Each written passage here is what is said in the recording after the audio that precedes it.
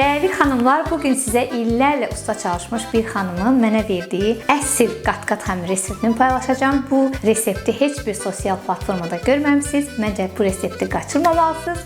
O zaman başlayaq. Resepti sizlərə təqdim edirəm. Bunun üçün bizə lazım olacaq 2 kiloqram yarım un, 1 xörək qaşığı droş, 2 ədəd vanil, 2 xörək qaşığı süd, 75 qram yağ, 3 ədəd yumurta, 100 ml duru yağ, 150 qram şəkər və apara bildiyi qədər su. Nə çox bərk, nə də çox yumuşaq xəmir olmamalıdır.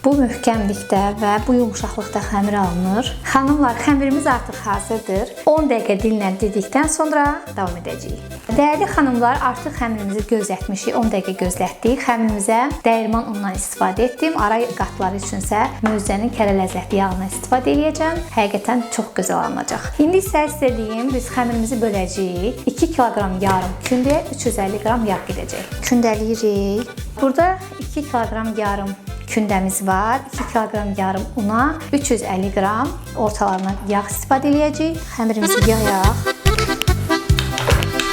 İndi isə möcüzənin kərə ləzzətli yağını rəndəmizdən keçiririk. Xanımlar, indi əlimizlə yağımızı bastırırıq ki, biz ara qatları qatlayanda yağlarımız tökülməsin yerə. Hər tərəfə bərabər şəkildə yağ dəyməlidir. İndi isə bu tərəfləri bərabərləşdiririk. Bunları bərabərləşdirdikdən sonra bu tərəf edirik. Belə də edə bilərsiniz, daha rahat olur o zaman. İndi isə təkrar bu tərəfdən bükürük.